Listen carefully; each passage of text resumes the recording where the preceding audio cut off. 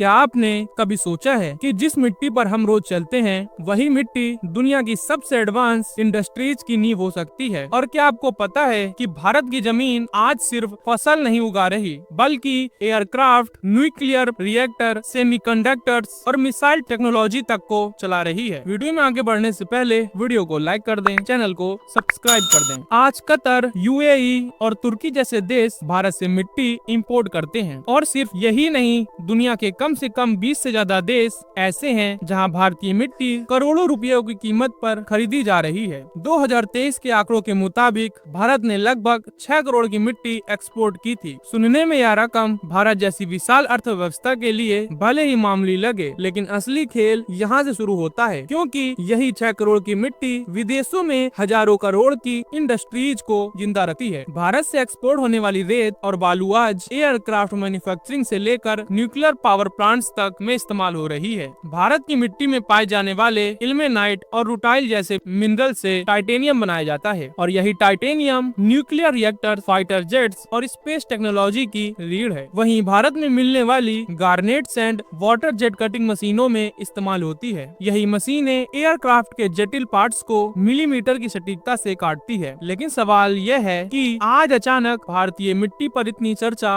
क्यों? इसकी वजह है भारत की एनर्जी सिक्योरिटी और वो खतरा जो अमेरिका के संभावित सैंक्शंस दबावों के कारण उभरता दिख रहा है। इसी बीच भारत की सरकारी कंपनी एनटीपीसी ने थोरियम बेस्ड न्यूक्लियर रिएक्टर को लेकर एक अमेरिकी कंपनी के साथ पार्टनरशिप की है। यह जानना जरूरी है कि दुनिया की कुल थोरियम रिजर्व का लगभग 35% अकेले भारत में मौजूद है। इतना थोरियम कि भारत की पूरी एनर्जी जरूरतें अगले 800 सालों तक पूरी की जा सकती हैं। केरल, तमिलनाडु और भारत के कई कोस्टल इलाकों की रेत में मोनोजाइट नाम का मिनरल पाया जाता है। कुछ जगहों पर इसका कंस्ट्रक्शन 2% तक है और यही मोनोजाइट थोरियम का सबसे बड़ा स्रोत है। यही वजह है कि भारत न्यूक्लियर फ्यूल के लिए किसी भी देश को मिट्टी एक्सपोर्ट नहीं करता। भारत में मोनोजाइट का एक्सट्रैक्शन सिर्फ इंडियन रेयर अर्थ लिमिटेड को ही करने की अनुमति है, ना कोई प्राइवेट कंपनी और ना कोई विदेशी खिलाड़ी। न्यूक्लियर फ्यूल के अलावा भारतीय मिट्टी में सिलिका की मात्रा भी बेहद ज्यादा है। इसी के कारण अमेरिका, स्वीडन और इटली जैसे देशों में भारतीय रेत की भारी मांग है। दवाइयाँ, ग्लास, सिरेमिक, एग्रीकल्चर और यहाँ तक कि सेमीकंडक्टर इंडस्ट्री इसी सिलिका पर टिकी हुई है, जो अरबों डॉलर का बिजनेस है। और अब आते हैं उस मुद्दे पर जिसके लिए पूरी दुनिया आज चीन से टकरा रही है, रेयर अर्थ मिनरल्स। दुनिया के कुल रेयर अर्थ मिनरल्स का लगभग 6 से 7% हिस्सा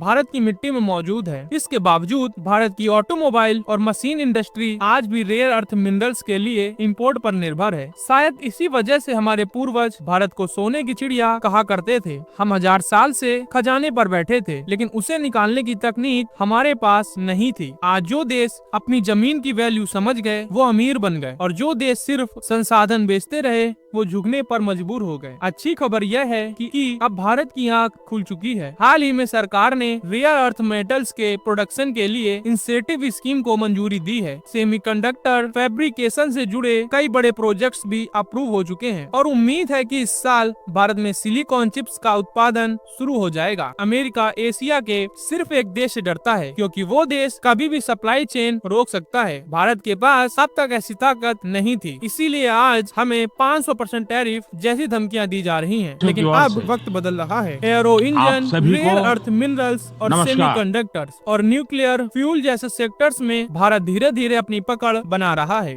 देर से ही सही, लेकिन अब भारत तैयार हो रहा है अपनी मिट्टी की असली ताकत दिखाने के लिए। अगर आप भी मेक इन इंडिया का समर्थन करते हैं तो कमेंट में जय हिंद जरूर लिखिएगा। वीडियो पसंद आए तो लाइक कीजिए, चैनल को सब्सक्राइब कीजिए। जय हिंद, वंदे मातरम।